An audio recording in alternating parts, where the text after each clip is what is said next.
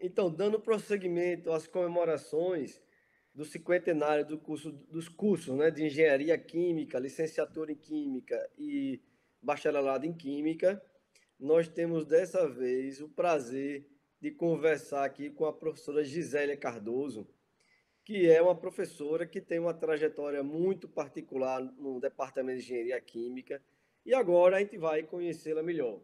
Então, antes de mais nada, obrigado pela sua disponibilidade, professora, em estar aqui com a gente. E primeira coisa que eu queria perguntar, como é que veio, de onde veio essa sua vontade de fazer química? Por que a química? Por que a escolha da química? Olha, desde o ginásio, que eu tive assim contato com ciência, na cadeira de ciência, né, que você tem na 8ª série, me despertou muito transformações, fazer transformações, com a química, transformações. E aí, até essa semana, minha irmã estava lembrando que eu fazia uns perfumes de flores, que eu colhia jasmins do quintal e fazia todo mundo usar. Porque eu fazia minhas misturas. Não, vai sair, eu vinha logo com o meu frasco de loção de jasmim, que mal chegava na esquina, o perfume desaparecia. Mas toda a vida eu tive essa curiosidade, entendeu? Ninguém podia deixar nada fácil comigo assim em casa, que eu sempre ia fazer uma experiência, ia detonar com alguma coisa. Minha mãe ganhou um marcador de temperatura de chuva do Rio Grande do Sul, bonitinho. Tinha um termômetro e um bonequinho que entrava e saía. Quando ia chover, ele ia para a casinha. Quando ia ser sol, ele estava na porta. Pois não deu outra. Eu precisava de um termômetro para medir a temperatura de uma água que eu estava botando no fogo, na panela, não sei o quê. Peguei o termômetro da casinha, detonei o presente. Mamãe todo morreu reclamando desse.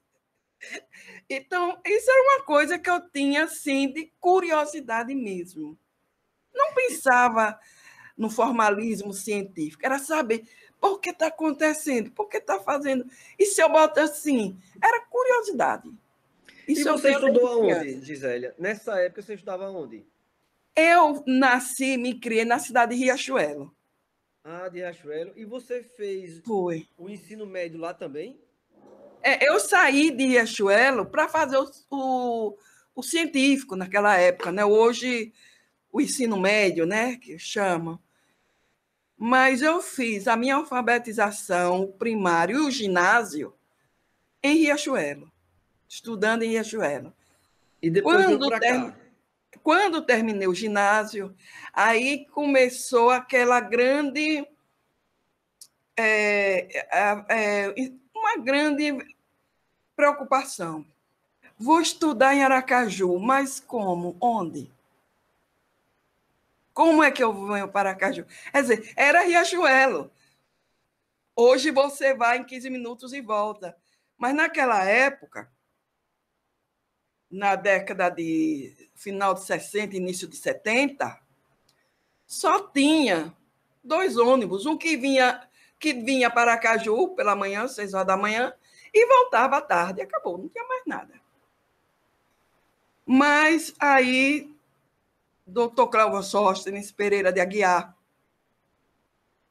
foi o meu grande padrinho, posso assim dizer. E o meu grande incentivador também, para fazer segundo grau e fazer pós-graduação, e fazer faculdade. E aí, eu vim primeiro para morar no fundo da casa de Carlinhos, professor de biologia. Lembra de Antônio Carlos Souza? Lembro, sim, lembro. Pois, eu vim de Riachuelo e fui morar na casa dele. Ele fazia primeiro ano científico, eu também. A mãe Ah, dele me recebeu. Eu, minha irmã e minha Maria Teles. Mas aí, estudando no Ateneu, andando a pé. sim. Aí diziam, não, essa menina não vai aguentar. Como é que ela vai aguentar todo dia ir e voltar? E começou aquela coisa. E doutor José Medeiros, que depois passou a ser desembargador José Medeiros, veio que na época era juiz em Neópolis, mas fez um concurso para promotor e veio ser promotor em Aracaju. E aí ele trouxe a família para estudar, que era cunhado do doutor Sóstenes. Aí o doutor Sóstenes não deu outro. Você vai botar as meninas nos quartinhos do fundo da sua casa. Aí eu saí do Santo Antônio e vim morar na Rua de Siriri, com a Praça da Bandeira. Estava Bem mais praticamente perto. na porta do Ateneu. É. Né? E assim eu vim fazer o meu científico. Mas admirando muito o doutor Sóstenes, o meu primeiro vestibular foi para medicina. E eu queria ser geriatra. Por que geriatra? Porque eu vi minha avó doente, sofrendo muito, e não tinha geriatra, só tinha pediatra. Não tinha geriatra. Aí eu dizia, eu vou fazer geriatria. E aí eu passei no concurso vestibular. Mas, naquele ano, eram apenas 25 vagas. 1971, curso de medicina, Entendo. só absorvia 25 alunos. E passaram, eu acho que passaram 31 ou 32. E eu fui a 27ª ou 28ª. Aí começou uma saga para pedir a Lorival Batista, na época senador, Sim, para ampliar as vagas. E vai, não vai, vai, não vai, mas era aquele vestibular eliminatório. sim, sim. Quem passar em física faz. É. No Brasil inteiro, Minas Gerais, a Faculdade de Medicina de Minas Gerais, não preencheu as vagas. Aí, olha, quem passou em outra universidade e quiser, a gente recebe o aluno. Aí meu pai disse, olha, não vai não. Para Belo Horizonte, eu não lhe garanto lá não. Você aqui não vai passar fome. Agora, lá em Belo Horizonte, eu não tenho como garantir você fazer o curso de medicina em Belo Horizonte. Bom, aí fiquei com, me deram os papéis todos, né? Eu guardei e voltei para Riachuelo. Fui trabalhar. Então, Gisélia, então você não tinha segunda opção, né? Ou você passava Naquele medicina. ano não havia segunda opção, não. Entendi, entendi. Em 1971, quem fazia vestibular não tinha primeira, segunda opção, não. Porque foi Você justamente a primeira turma de engenharia química foi em 71, né? era. Você Entendi, fazia vestibular para aquilo, se passou, ficou, se não passou, passou. entendi. Não havia negócio de. Não houve. Que foi uma mudança. Repare que coisa interessante. No ano anterior, minha irmã fez e havia. Ah, Mas no ano que eu fiz, que já passou para o sistema seriado, porque foi isso antes não mesmo. era o sistema seriado quando minha irmã entrou Uhum. em geografia, e aí não havia segunda opção. Você fazia o vestibular e não me lembro de segunda opção. Eu sei que eu me deram Entendi. foi um certificado, né? Para eu ir para Belo Horizonte ou para outro lugar que tivesse. Voltei para Riachuelo e fui trabalhar. Fui dar aula, dava aula à noite, no ginásio, costurava, aquele negócio todo. Resultado, no ano seguinte, não passei no vestibular.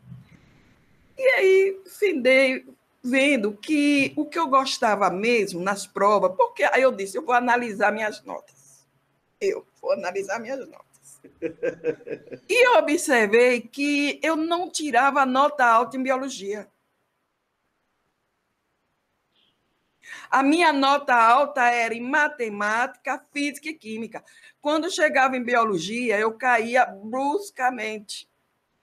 E a turma da medicina fazia muitos pontos. E nesse vestibular, biologia tinha peso altíssimo. Mais do que matemática e física. Química ainda tinha um peso 2 ou 3, mas matemática e física era peso 1. Então não ia dar para eu entrar, nunca. Com aquelas notinhas de biologia minha não dava. Eu disse, eu vou fazer engenharia química. Aí fiz engenharia química, passei. Naquele tempo, entrava metade, 25, eram 25 no primeiro semestre, 25 no segundo semestre. E aí eu passei no primeiro semestre, né? Porque eu bati 89 pontos em matemática, era prova de 100 questões, né? No primeiro ano foi 100, do outro já não foi. Mas no ano de medicina, cada prova era 100 questões. Aí eu passei para engenharia química. Vou estudar. Aí voltou de Riachuelo para a capital. Não, veja só. Há sempre um problema, onde morar. Mas, quando minha irmã minha irmã Gilnete, para geografia, doutor Sóstenes, junto com o doutor João Cardoso, criaram as residências universitárias, as repúblicas. Entendeu? E aí eu vim morar na República. Coincidiu que o ano que eu passei, minha irmã já estava se formando em geografia, eu fiquei no lugar da vaga dela. Eu passei a morar na República dos Estudantes, ali na rua de Riachuelo, que eram umas casas da Casa Maternal, umas casas que pertenciam à Fundação Manuel Cruz. Sim, e a universidade alugava,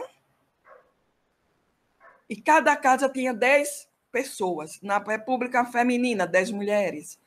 Na República Masculina, 10 meninos, entendeu? E aí eu fui morar nessa casa com essas 10 mulheres. Aí era uma coisa fantástica, porque tinha gente de todos os cursos, você sabia da história da universidade como inteiro, porque você tinha gente de direito, gente de medicina, colegas de letras, colegas de serviço social, de geografia, tinha de todas as áreas.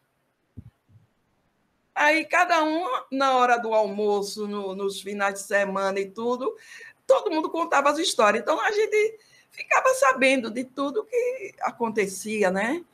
Assim, na universidade. Deixa eu fazer um parênteses aí, porque você está numa época onde a gente estava década de 70, 1970 e alguma coisa, né? 1974. 74. Então, nós estávamos ainda na ditadura. Você estava numa residência estudantil. Como é que você vivenciou isso? Existia alguma coisa nesse sentido ou era tranquilo? Era tranquilo. Tranquilo.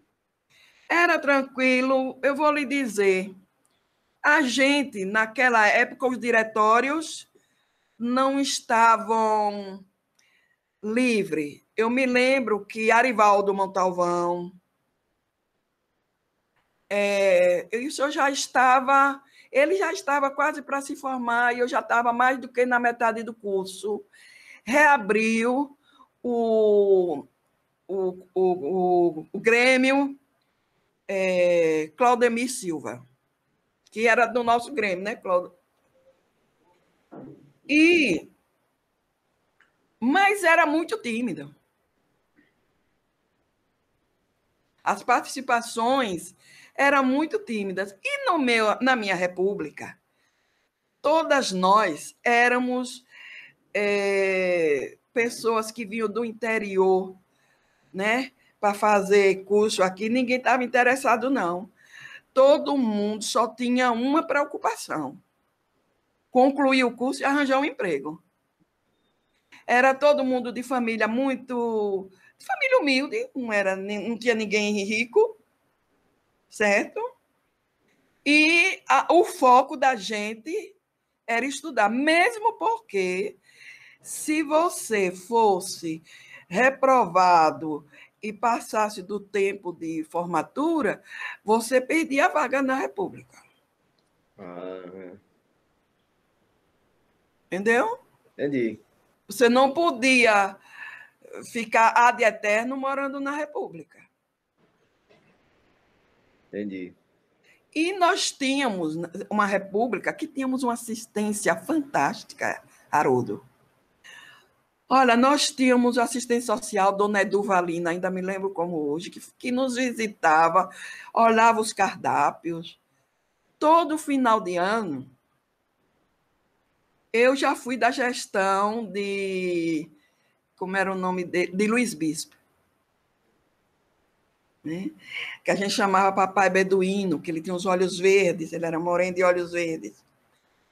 Nós fazíamos um almoço sempre no final do ano, com todos os alunos, lá na casa maternal, lá em cima, pegava as repúblicas masculinas e femininas, preparava um jantar ou um almoço, e o reitor, a assistente social, os pró-reitores sempre estavam lá presentes, né? E era como se a gente tivesse que dar o boletim, né? Quem passou, quem não passou, como é que vai no curso, aquilo tudo. Nós tínhamos uma boa assistência. Não éramos jogados, não.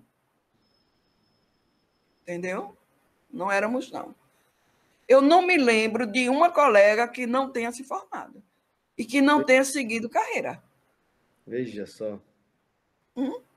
Não me lembro. Da minha época, não. É. Entendeu? E assim eu consegui me formar e participar. Aí, resultado, não tinha lazer, porque não tinha dinheiro. Qual era o meu lazer? Tudo que a universidade organizava e fazia. E aí eu entrei no coral da universidade. Entendeu? Entendi. E através do coral da universidade, eu viajei o Brasil e cheguei aí para o exterior. Minha primeira viagem para o exterior foi com o coral da universidade. Veja, Gisele, não imaginava uma coisa dessa. Fui. Nós fomos para uma missão diplomática em El Salvador. Olha só. América Central. Fazer uma apresentação. Fizemos em El Salvador e na Cidade do México. Então, eu vivia a universidade, na minha graduação, em tudo que ela podia me oferecer. Ô Gisele, veja, hoje eu te conheço, sei da sua trajetória, mas veja, você viveu intensamente sua época de estudante. Sim. Depois que se formou, você ingressou na universidade, ou você teve algum espaço aí? Aí, depois que eu me formei, repare, eu estudava na República, mas eu trabalhava. Por quê? Porque a República, na minha época, nós pagávamos a alimentação. Porque não havia restaurante universitário. Então, tínhamos um dinheiro que dava, e o dinheiro que a universidade dava, nós pagávamos o aluguel da casa, que cada casa era independente. O aluguel da casa, água, luz, pão e leite. E uma empregada. E aí, semanalmente, nós tínhamos uma cota, cada um dava R$10, depois passava para 15, e sempre tinha uma presidente, uma tesoureira e uma secretária, certo? O dinheiro era depositado no nome da tesoureira. A presidente organizava o cardápio, organizava a casa para não ficar porta aberta até tarde, aquelas coisas todas de organização. Tanto que eu fui, tanto presidente como tesoureira. E eu me lembro, o dinheiro saía no. Eu acho que acabou, né? O Banco Econômico, né? Não tem mais, né? Acabou. Foi. E eu me lembro que todo mês, eu ia uma vez por mês no Banco Econômico, e o gerente, quando me via, e ainda não tinha saído o dinheiro, de onde ele estava, ele já fazia assim, ó. Para mim, porque ele sabia que eu saía ali atrás do dinheiro da República, entendeu? Aí esse dinheiro eu pagava a casa, o aluguel da casa, a empregada, que tinha uma cozinheira, né? A água, a luz, o leite e o pão. O leite e o pão é muito engraçado isso, que vinha da padaria São Carlos, que existia na rua de na Odorauá. No final, depois tem agora na Avenida Augusto Maná, com Vila Cristina, tem a padaria São Carlos. Mas naquela época, seu Carlos só tinha uma padaria lá na rua de Socorro. E ele entregava esse pão 6 horas da manhã, com leite, o pão e o leite. Olha, era uma sacola, claro, 10 pães, porque cada um tinha direito a um. Era uma sacola de 10 pães e 1 litro de leite de manhã, e uma sacola de 10 pães e 1 litro de leite de tarde. Ele botava o pão na janela. Era até a janela do meu quarto. E o leite. E a gente com preguiça não se levantava. Se levantava 9 horas, 8 horas, principalmente finais de semana. Dia de sábado, sexta para sábado, feriado. E quando a gente levantava, estava lá, 10 pães e o leite. Ninguém pegava. Isso que eu não entendo. Por que Aracaju mudou tanto? É. Olha que a Rua Riachuelo era uma rua movimentada de pedestres, de pessoas que iam trabalhar, mulheres cozinheiras, estudantes que iam para o Ateneu.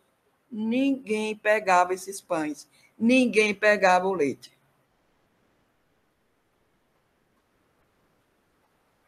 Não é tanto tempo assim, eu não sou tão velha assim. Não, ele está falando de 1970 e alguma coisa, 73 por aí, né? O que fez mudar? Né? E assim, né, nós tivemos essa forma de administrar, para mim, foi fantástico. Um aprendizado, né? Foi um aprendizado para você conhecer e conviver com diferentes pessoas, discutir e administrar recurso, porque nós fazíamos a conta, tínhamos prestação de conta, tinha tudo direitinho. Era uma formação paralela que você estava tendo já. Era uma formação paralela. Como economizar, como não gastar mais do que o necessário. Todos, o compromisso de pagar na sexta-feira a cota da feira. Mesmo que você viajasse, deixasse o dinheiro da feira, e sempre no sábado, 2 pessoas tinham uma escala, de 2 em 2, para fazer a feira. Às vezes dava confusão. Porque quando eu faço minha feira, dá para comprar muita coisa, o mesmo dinheiro. Você vai e não compra muita coisa. Olha, era uma confusão. Às vezes tinha esse tipo de confusão, sabe? Ah, mas por quê? Ah, porque quando você foi, eu comprei o peixe fulano de tal, que é mais caro. Você comprou a raia. Aquelas coisas, sabe? Mas tudo isso era administrado em colegiado da República, não é? E que foram, assim, anos muito enriquecedores na minha formação. Ainda hoje eu tenho contato com muitos. Com relação ao curso, Gisélia, você estava no curso recém-criado, não era química industrial, que já tinha uma tradição e tudo. A engenharia química era nova. recém-criada. Você percebeu alguma dificuldade nas disciplinas do final do curso? Aquelas que eram mais profissionalizantes? Olha, o curso, na época, ele era um curso com uma formação muito forte em ciência. Sim. Nós não tínhamos tantas aulas de tecnologia, não. Mas nós tivemos um embasamento de ciência, física, química e matemática muito sólido. Muito sólido, sabe? E isso fez a diferença Sim. de todos nós quando saímos da instituição e fomos fazer cursos. E fomos fazer pós-graduação, e outros foram fazer especializações, outros foram para a Petrobras. E lá fizeram o curso da Petrobras. E eles cresceram por quê? Porque eles tinham uma base muito forte de matemática, física e química, ciência. Isso era Um dos muito forte. professores, Gisele, dessa época que você se lembra assim, que ficou marcante para você nessa formação, de ciência Olha, base? Castor costumava mangar de mim, rir e criticar, que ele dizia que eu era uma engenheira formada por químicos. Que eu era uma engenheira química formada por químicos. Entendeu? Uhum. Os professores eram todos formados da casa e eram todos químicos industriais. É, Todos eram químicos industriais. exato. Entendeu? Até mesmo na física, até mesmo na matemática, muitos deles eram químicos industriais. Verdade. Por quê? Porque a nossa escola, eu digo a escola me referindo a, vamos dizer assim, Instituto de Química, a parte química, não estou Aham. querendo me referir hoje ao Mas, CCT. Quando eu falo minha sim, escola, é engenharia química, química industrial, o Instituto de Química, vamos assim sim, dizer, né? sim. Não tinha pesquisa como, vamos dizer assim, a coisa mais forte. Não tínhamos, Certo. não É. tínhamos. Olha, durante o meu graduação, tinha 2 professores que faziam pesquisa. Barretão,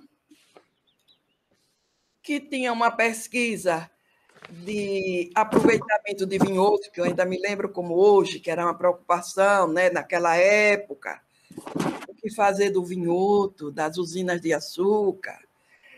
E ele fez um aparelho, porque ele era muito Criativo. satírico, né? Ele aí pegou um pinico, e fez um reator que ele chamava de dornico para tratamento de vinhoto. E o dornico deu resultados fantásticos, que chegou a ser publicado e foram testados aí, na usina Vassouras, em outras usinas.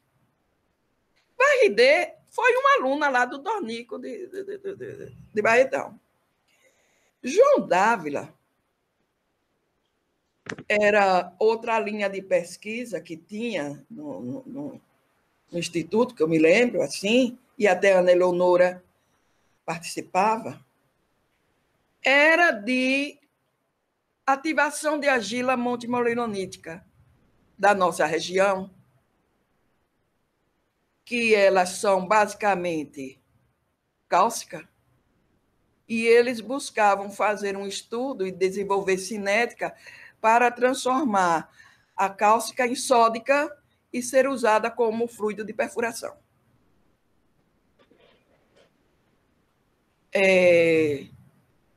Eu não integrava a pesquisa, mas eu estava sempre, como é que eu diz assim? porque eu não era considerada as alunas do topo, né? Eu era meu colega, eu tinha um colega que andava sempre comigo, Ludovice. O Ludovice era quem dizia assim, mas Gisele, é impressionante como as pessoas têm uma visão totalmente diferente de você. Por que você canta no coral? Eu disse, eu não sei. Então, eles mentiam. Naquela época, você vai poder apagar o que eu vou dizer, como aquela pessoa fazia parte do grupo dos porra louca. Isso não precisa gostar, você pode apagar. Que eram aquelas pessoas piradas, Cabeça feita, né? da cabeça flutuante, que aparecia com um livro de filosofia na mão, que estudava história da arte. Então, eles não me viam como uma pessoa séria. Mas, Haroldo, eu tinha que fazer essas coisas todas paralelas, primeiro porque gostava. Sim. E segundo, era o meu lazer.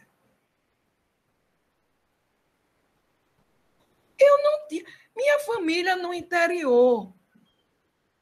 Eu aqui sozinha. Eu tinha que. Não tinha dinheiro para estar em cinema, teatro, bares. Não tinha dinheiro para isso.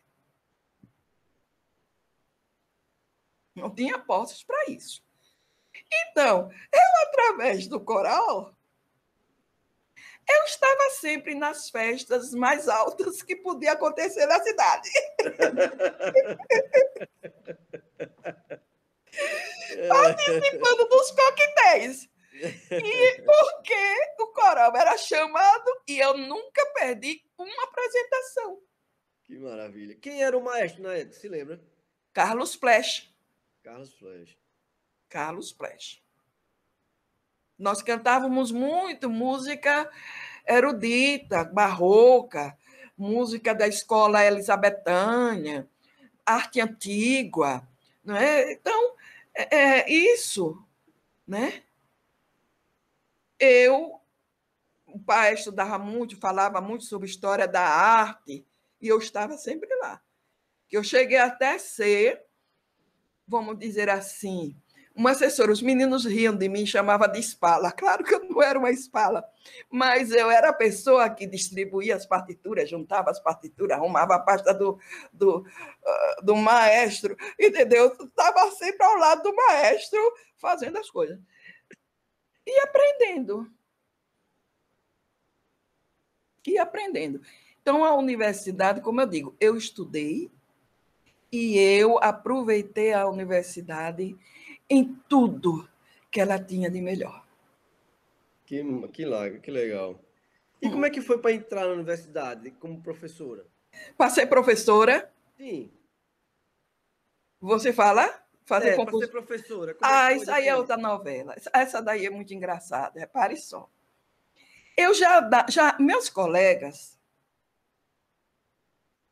naquela época, o professor da universidade, entre uma aula e outra, ou mesmo durante a aula, tinha um garçom que levava suco, água e cafezinho para o professor. E aí, como nós não tínhamos espaço para estudar, porque eu estudei na Vila Cristina, Sim. nós usávamos as salas que não tinha aula para estudar. E os garçons sempre me via como professora.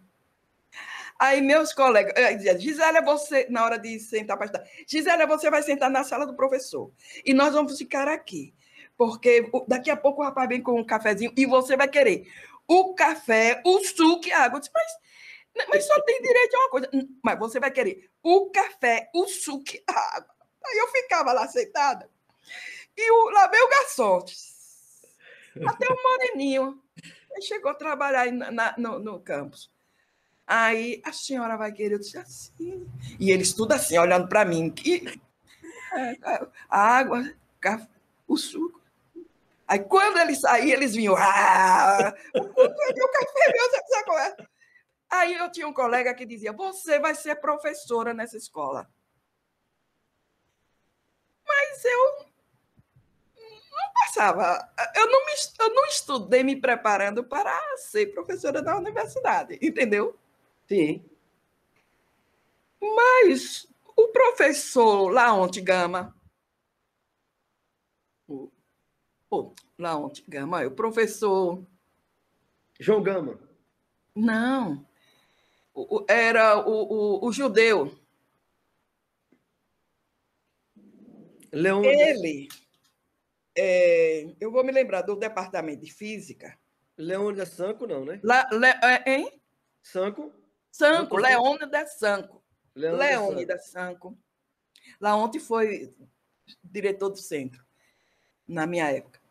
O professor Leônidas, ele chegou para mim, quando eu me formei, no dia da minha formatura, eu fui levar um convite para ele. Ele disse para mim assim: você não pode ficar aqui. Eu olhei assim: você vai me prometer que você vai embora daqui. Mas eu, sabe, eu não pensava em. Eu era uma pessoa curiosa, eu participava das práticas, eu era uma pessoa. Mas eu não me via, mesmo porque eu não tinha essa coisa de conhecimento de pesquisador na minha família. Pessoas muito simples. Aí você me promete, eu sim. Tanto que depois eu fiquei me escondendo dele. Aí depois, eu disse, mas por que ele diz isso comigo? Porque todos os meus colegas disseram que tinha certeza que eu ia ser professora na universidade. Veja. Eu não pensava.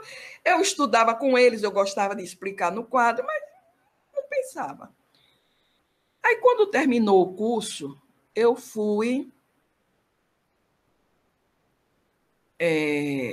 Eu fui trabalhar no Estado. Eu dava aula particular, passei a dar aula. Teve um trem da alegria do governo Augusto Franco. E nesse trem da alegria, eu consegui entrar na rede estadual e fui dar aula em Simão Dias. Ah, Aí eu entro em Simão Dias para dar aula no colégio Milton Dortas. Doutor Milton olha Dortas. só. Agora, veja, por que foi que eu fui para Simão Dias? Eu chego na Secretaria da Educação e digo assim, eu queria dar aula. Mas você dá aula que eu digo matemática, física, química, aí tinha um pessoal de Salgado e Simão Dias. Tudo que a gente está precisando. Aí a moça de Salgado, não, fique em Salgado. Mas eu não. Geografia zero do estado. Eu não conhecia Salgado, não conhecia Simão Dias. Aí a outra dizia, não, fica em Simão Dias. Como eu sabia de doutor Milton Dortas, que tinha sido um médico que eu quebrei meu braço e ele engessou. Eu disse, não, por gratidão, eu devo ir para a escola do doutor Milton Dortas. Afinal de contas, esse homem foi muito importante na minha infância. Me mandei para Simão Dias. Depois foi que eu descobri que para chegar em Simão Dias, primeiro passava em Lagar, ou em Salgado. E que todo ônibus que ia para aquele lado passava em Salgado. Lá eu fiquei 3 anos, eu acho. 3 anos. Ah, veja. E aí eu me transferi depois para o Armindo Guaraná. Quando eu ainda era professor em Simão Dias, surgiu a oportunidade do concurso. Na universidade. Na universidade. E aí eu fiz o concurso. O primeiro concurso que eu fiz foi eu e Ana Eleonora. Sim. A Fenômeno de Transporte. Ana Eleonora ficou em primeiro lugar, eu fiquei em segundo. Aí a professora Silvia do Paraná, que era uma professora que ensinava a ciência dos materiais, o marido era engenheiro da Petrobras, estava indo embora. Aí abriram uma vaga para um professor Materiais. em materiais, com 20 horas. Professor de 20 horas. Aí eu me lembro que eu fui me inscrever. Quando eu fui me inscrever, eu me lembro que o diretor de centro era Odilon Cabral Machado. Menina, você não é de fenômeno de transporte? Não, mas eu gosto de materiais também. E aí, eu estudei e fiz. Éramos 5 candidatos. Na hora da prova, apareceram 3.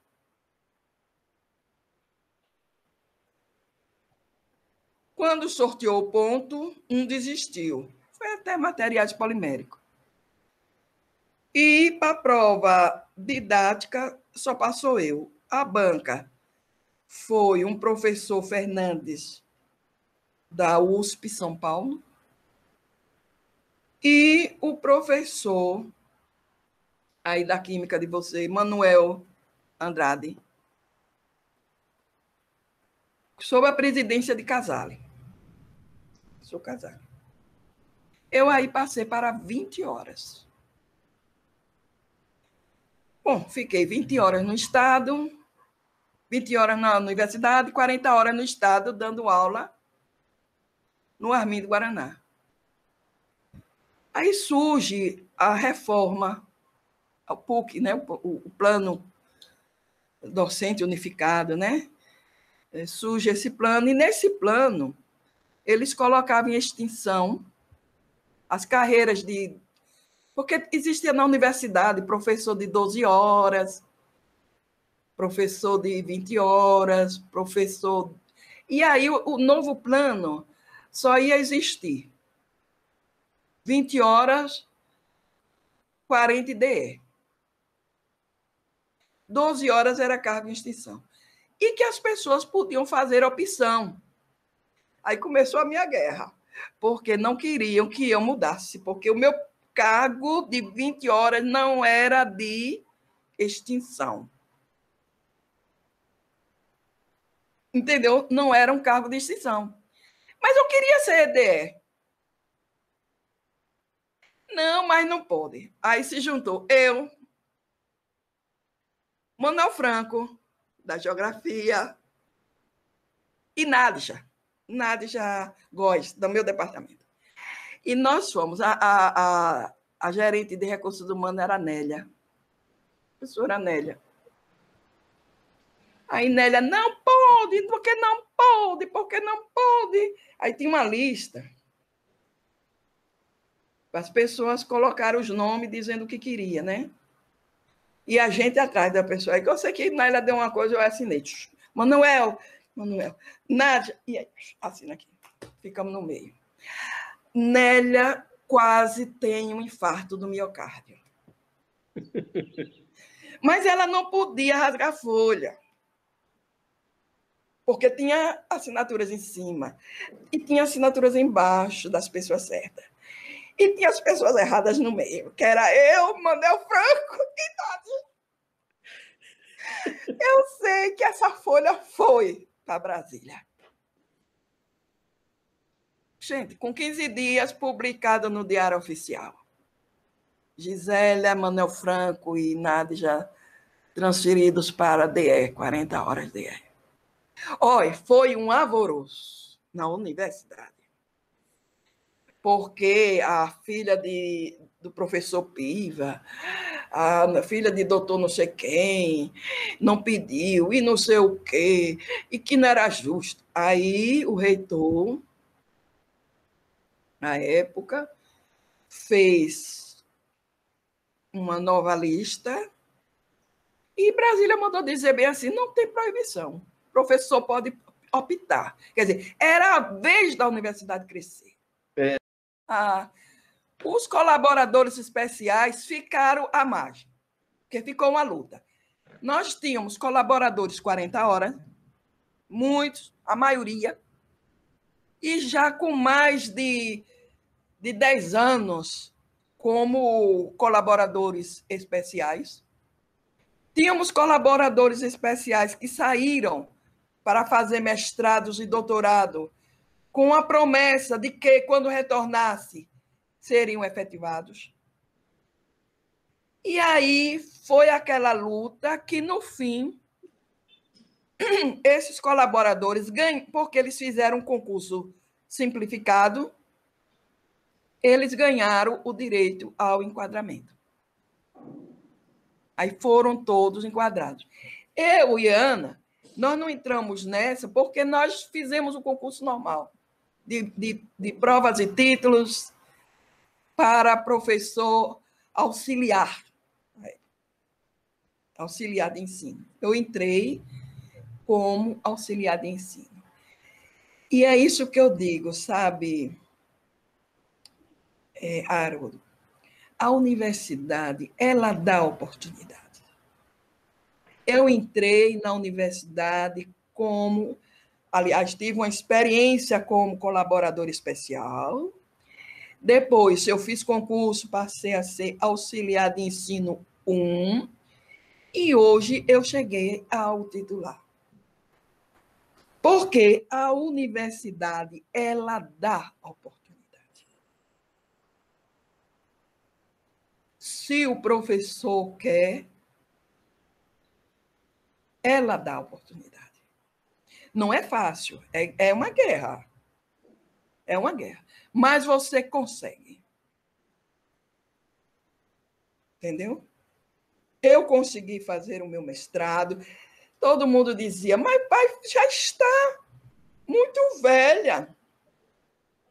Quem aos 25 anos não fez nenhum mestrado e aos 30 não tem um doutorado, não adianta mais. Adianta, sim. Adianta. Não existe isso. O que você não pode é ouvir essas coisas. E eu fui fazer o meu mestrado. Você fez aonde? Na COP, foi? Ou na Não, Unicamp? o meu mestrado eu fiz na Unicamp, Na Unicamp, na Engenharia Química da Unicamp, o mestrado. Eu me lembro que eu estava fazendo. Você estava fazendo doutorado. Agora, o doutorado foi que eu fiz na UFSCar. Na UFSCar. Nós fomos contemporâneos, né? Foi. E aí eu fui fazer. Porque, como eu fiz o concurso para materiais, eu digo, já que eu sou de materiais, eu tenho que me especializar em materiais. Eu não vou fazer. Eu adoro o fenômeno transporte. Mas, veja, o meu concurso foi para materiais. E eu aplico constantemente fenômeno de transporte nos meus trabalhos de materiais. Trabalho com mistura, com difusão, com temperatura. Trabalho o tempo todo com eles. Mas eu disse, eu vou fazer. Não foi fácil. Sim, sim. Porque era uma linguagem totalmente diferente. O meu maior impacto era a linguagem. O que é que eles querem dizer com isso? Eu não sei se você já teve a oportunidade de trabalhar com gente de outra área. Já. E às vezes ele está falando o que você é acostumado a fazer, mas ele usa uma linguagem totalmente diferente. Depois, quando você dá, meu Deus do céu, o que ele está fazendo é isso. É muito inquietante isso. É muito. Então, eu tive esse... Mas eu venci. Eu fui trabalhar justamente com processamento de plástico. Extrusão e injeção. Aí tem os professores ciumentos. Eu não concordo que pegue assim o filé mignon, a parte mais nobre da engenharia dos materiais, e permita que outra engenharia venha e faça. Aí minha orientadora, que era engenheira química, Rosário Breta, dizia, meu amigo, não é questão de gostar, é a competência, a formação quem leva a isso. Ela me defendia desse jeito. Que para mim era muito mais fácil fazer processamento do que eu me enveredar por uma área da química fina. Sim, sim, sim. Para mim não era interessante eu ir para materiais para trabalhar com química fina. Com a formação de engenharia química que eu tive. Certo. Né? Centrada na matemática, na física, na química, mas não me dava perna para eu me enveredar para fazer um curso avançado de química inorgânica avançada. Não tinha condições. De fisicoquímica avançada, não tinha condições. Para mim, eu ia sofrer mais do que em processamento de materiais, em extrusão e injeção. Ô, Gisélia, e como é que veja, você teve uma experiência como estudante no início do curso de Engenharia Química, entrou depois no curso e fez seu doutorado no outro momento da universidade, onde já tinha muitos doutores, etc. Como é que você faz uma análise desse início da engenharia química e os dias atuais? A avaliação que eu faço, eu acho que hoje a engenharia química tem uma base de ciência básica muito fraca.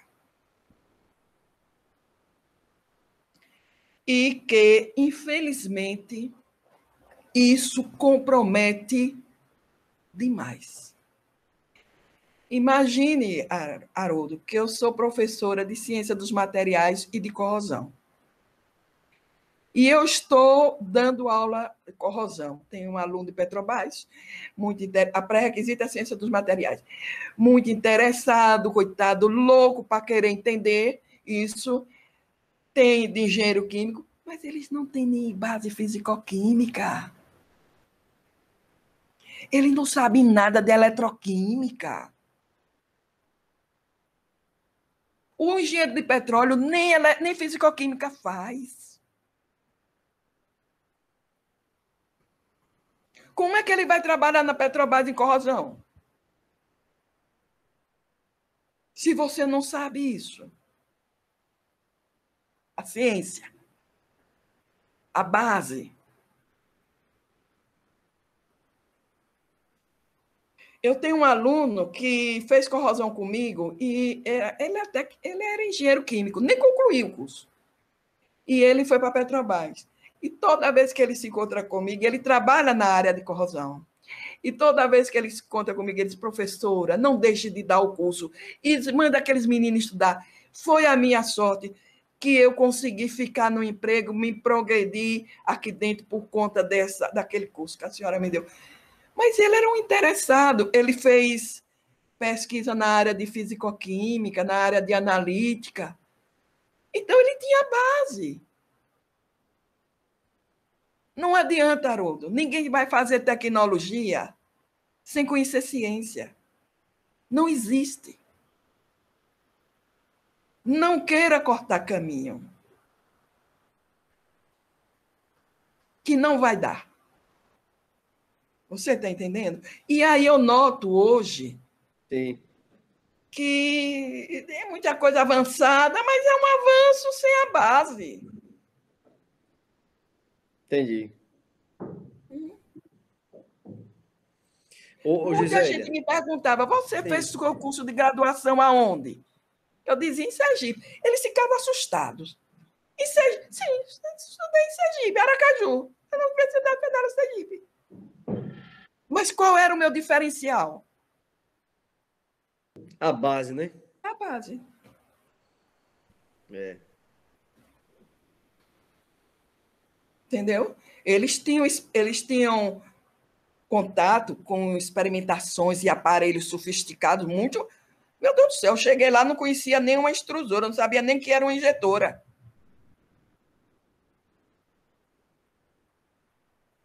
Mas eu tinha base.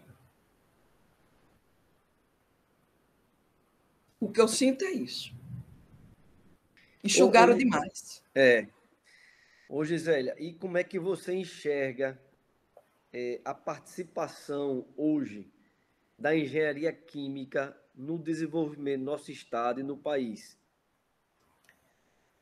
Olha, eu vou começar pelo país. Por quê? Por conta das indústrias. Se você chega no Rio, se você chega em São Paulo, você não encontra um engenheiro químico bem formado desempregado, não. A minha aluna, a minha ex-aluna Gisele, ela foi minha aluna de pesquisa. Na hora de fazer estágio, eu tinha um dinheiro da Petrobras, eu aí consegui que ela fizesse o estágio, ela é química industrial, no Instituto Heloísa Mano. Falei com a professora lá e ela disse, pode mandar. Eu mandei 2, ela e o Clécio. Dizem, Clécio, tome conta de Gisele. Gisele, tome, porque eu disse, meu Deus, eu vou mandar essa menina para o Rio. Eu preocupada, entendeu? Essa menina sozinha, sai de Aracaju, vai para o Rio. Aquele povo lá, aquela violência toda, eu tinha medo de acontecer alguma coisa. Mas ela era muito curiosa, muito dedicada. Eu disse, não, ela merece isso. Mandei. Ela fez o estágio e do dinheirinho do estágio, ela economizou e disse, professora, eu vou voltar lá para fazer seleção do meu mestrado. Eu disse, mas eu tenho que prestar conta do dinheiro. Eu disse, minha filha, até agora não. Diz que o dinheiro das diárias não tem prestação de conta, não. Você não tem que me devolver nada, não. Vá, ela fez. Quando ela estava fazendo a seleção para o mestrado, passou, mas tinha uma seleção de bolsa. E ela não podia ficar lá sem a bolsa. Não tenho condições. Aí ela conseguiu. Aí um gerente lá da Vela, produtos de beleza da Vela, cosmético e tal, disse bem assim, se você não conseguir a bolsa, eu vou lhe dar um emprego. Eu disse, olha, esqueça esse emprego, foque na bolsa e você vai ganhar essa bolsa. Ela ganhou a bolsa.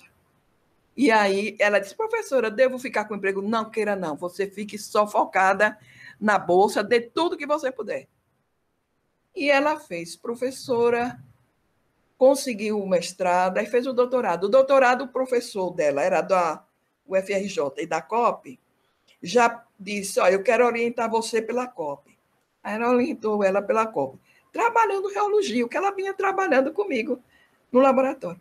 Hoje ela está como gerente do departamento da Vela, de controle de viscosidade. Porque cosmético é materiais. E cosmético, viscosidade, escoamento de fluido, essas coisas é muito importante no controle de qualidade. Seja um pó compacto, seja um shampoo, seja uma pasta de dente, seja uma tinta de cabelo, seja um lápis. A viscosidade é um parâmetro. Aí, quando ela fez o doutorado, logo ela ficou numa bolsa de pesquisa, e quando foi agora, eu pesquisando num site aí estava lá. Eu digo, olha, a Gisele está na Vela.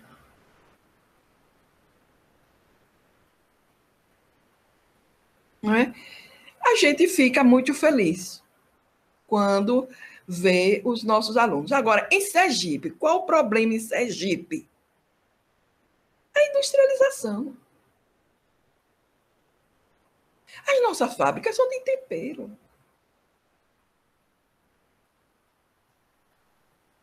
Nós não temos indústria para absorver essa mão de obra. Daí, se você fizer uma pesquisa, uma análise, um levantamento, os químicos industriais estão mais empregados do que os engenheiros químicos.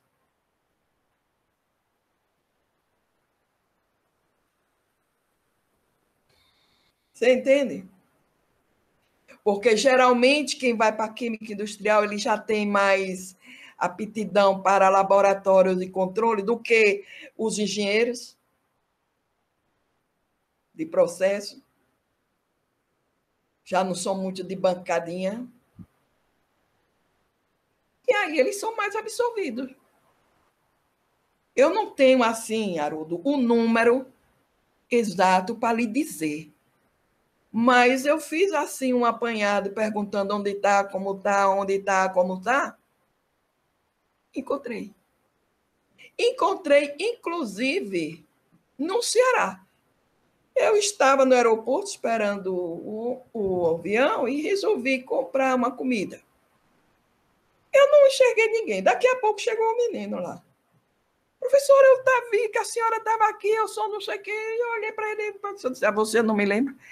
Eu estou trabalhando aqui, não em Fortaleza, numa cidade, numa indústria. Minha irmã também já veio, que a irmã também se formou junto com ele, já veio, está aqui.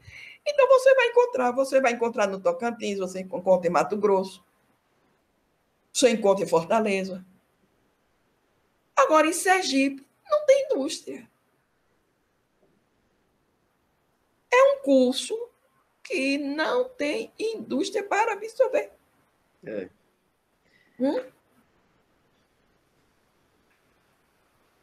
Ô, Gisélia, para a gente concluir esse nosso bate-papo, eu queria que você, veja, diante de toda essa experiência, essa visão que você tem a respeito não só da engenharia química, mas da química industrial, bacharelado, licenciatura, que a gente está nessa comemoração de 50 anos, qual a mensagem que você poderia trazer para esses alunos que estão aqui nos nossos cursos? A mensagem que eu dou para os alunos que estão fazendo o curso ou que desejam ingressar no curso é que sempre há um local de trabalho para um bom profissional. Por conta disso, ele busque levar a sério todas as disciplinas de seu curso. Não existe essa história de que as disciplinas que me interessam são as do meu departamento, porque curso não é de departamento nenhum.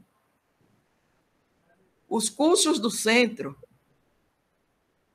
né, engloba as disciplinas de matemática, de física, de química, de estatística, de informática, e as tais disciplinas do departamento que tem o nome do curso, todas são importantes e deve ser levado a sério com muito rigor, porque ele não vai ser ninguém só com as disciplinas dos tais departamentos. Não é aí.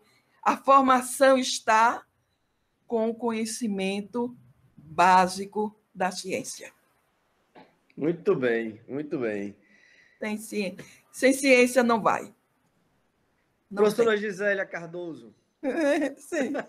Muito obrigado por esse momento. Nada. Pela sua história de vida, por esses momentos que você conseguiu compartilhar, né, com a gente. E espero, né, que a gente saia desse momento tão difícil que a gente está vivendo hoje, né? Que é um momento que, para a gente que é professor, a gente sente muito a ausência da sala de aula, a ausência do contato com os alunos, do contato com os próprios colegas. Então, é um momento realmente difícil, mas nós estamos nesse ano de comemoração e a gente quer dar essa contribuição, não só para os nossos alunos, para o curso, para a universidade de uma forma geral. Então, mais uma vez, muito obrigado. Nós é que agradecemos. Eu não sei o que você vai conseguir extrair dessa nossa conversa de riqueza, mas qualquer coisa nós estamos aqui às ordens. E eu quero dizer o seguinte, que eu amo demais a Universidade Federal de Sergipe. Eu amo demais. E tenho a maior admiração, mesmo porque ela foi um divisor de água, como diz assim, na minha família. Para minha família.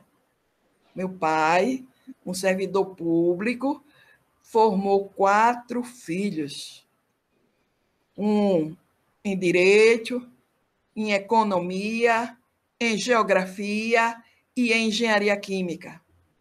E todos trabalhando na área da sua formação. Isso foi, assim, para a nossa família. A maior grandeza, daí a nossa gratidão por essa universidade. Eu tinha tempo de me aposentar em 98. 1998. Eu estou em 2021. Porque eu acho que eu tinha que contribuir o máximo com aquela que responde pela minha formação.